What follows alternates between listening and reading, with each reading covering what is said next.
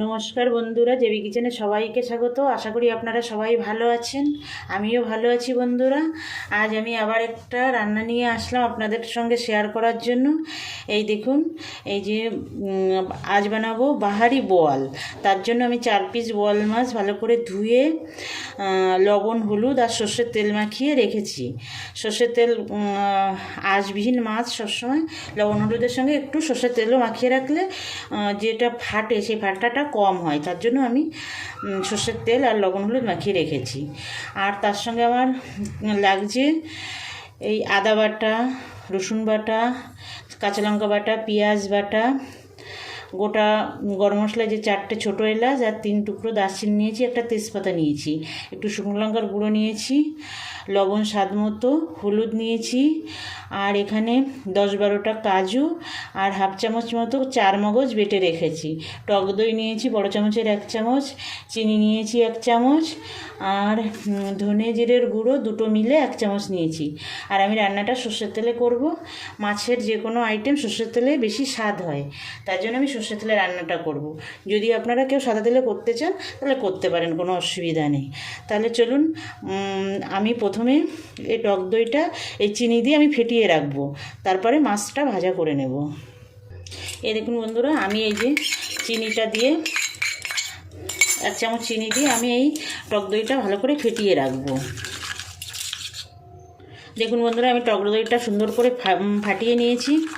একদম সুন্দর করে ফেটাতে হবে, এটা ফেটিয়ে রেখে দেবো। কড়াই গরম করে নিয়েছি, এবার আমি সর্ষের তেল দিয়ে দেবো। বন্ধুরা,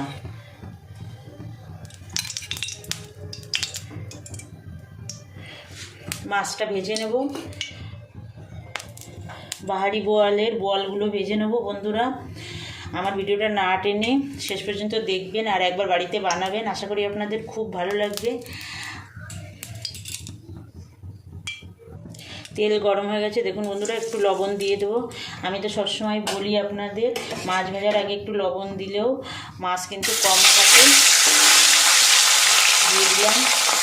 দেখুন বন্ধুরা, আমি 4 পিস মাছই একসঙ্গে দিয়ে দিয়েছি, একসঙ্গেই ভেজে নেব। দেখুন তুলনামূলকভাবে মাছটা একদম কম খাচ্ছে।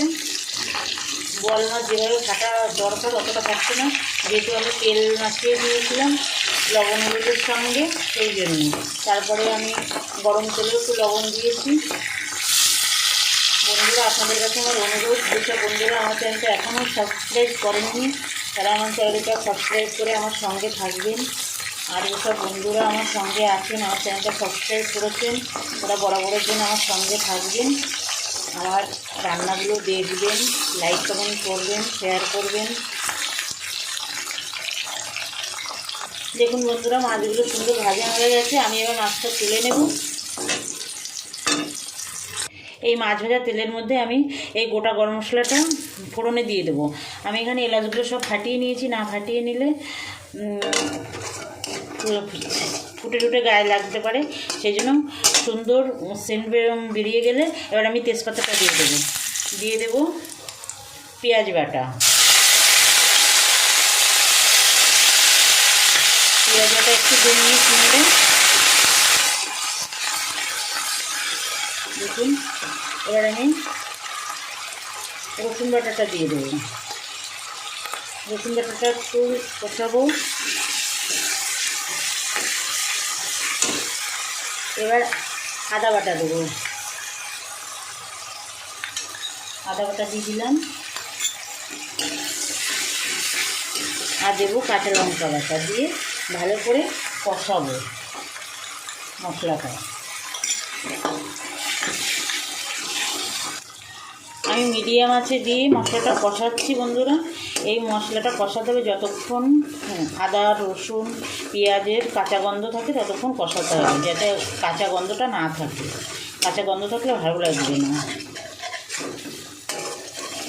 মিডিয়ামে দিয়ে কষিয়ে নিতে হবে। আদা রসুন দেখুন সুন্দর কষানো হয়ে গেছে, একদম পুরো তেল ছেড়ে দিয়েছে। এবার আমি একে একে এই যে জিরে আর ধনের গুঁড়ো আছে এটা দিয়ে দেবো, লঙ্কা গুঁড়োটা দিয়ে দেবো। লঙ্কাটা আপনাদের স্বাদ মতো দেবেন, যে যেরকম লঙ্কা পছন্দ করেন সেরকম দেবেন।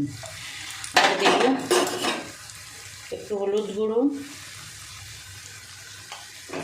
দিয়ে আবার একটু জল দেবো, জল দিয়ে এটাকে কষাবো একটু ভালো করে। যেহেতু গুঁড়ো মশলা দিয়েছি, গুঁড়ো মশলা একটু জল না দিলে পুড়ে যাবে, এই জন্য এই পর্যায়ে একটু জল দিয়ে কষাতে হবে ভালো করে মশলাটা। এবার আমি এই যে 4 মগজ আর কাজু বেটে রেখেছিলাম সেটা দিয়ে দেবো, বেশি না, একদম ছোটো চামচের হাফ চামচ 4 মগজ দিয়েছি আর 8-9টা কাজু দিয়েছি, দিয়ে একটু কষিয়ে নেব।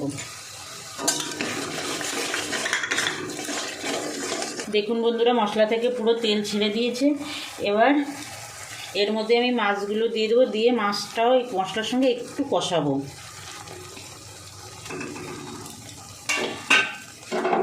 দেখুন বন্ধুরা, মাছটা দিয়ে আমি সুন্দর করে কষিয়ে নিয়েছি।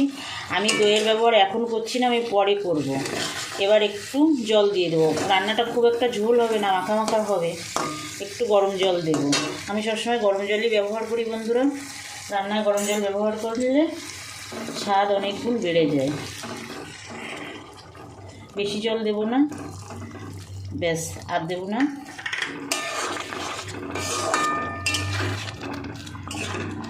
দেখুন দেখতে কত সুন্দর হয়েছে, বাহারি বোয়াল, বাহারি খুব সুন্দর। এবার দিয়ে দেবো একটু স্বাদ মতো লবণ। লবণ খুব বেশি দেবো না, যেহেতু মাখা মাখা হবে, খুব একটা লবণ লাগবে না। আর দিয়ে দেবো 4টে কাঁচা লঙ্কা, দিয়ে একটু ঢাকা দিয়ে রাখবো। গোটা কাঁচা লঙ্কা 4টে দিয়ে দিলাম, এবার ঢাকা দিয়ে রাখবো। দেখুন বন্ধুরা, রান্নাটা হচ্ছে, দেখুন কত সুন্দর দেখতে হয়েছে, খেতে কিন্তু দুর্দান্ত লাগে। এবার আমি টক দইটা দিয়ে দেবো, যে টক দইটা ফেটিয়ে রেখেছিলাম, পুরোটা দেবো না, একটু রেখে দেবো, পরে সাজানোর সময় দেবো। ওটা একটু মিশিয়ে দেবো।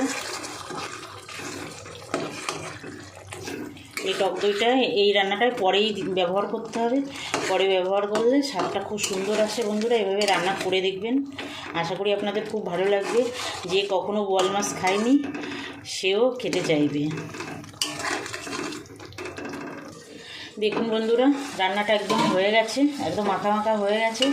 এবার নামিয়ে নেব, গ্যাসটা অফ করে দেবো, অফ করে দিয়ে প্লেটে সাজিয়ে দেবো।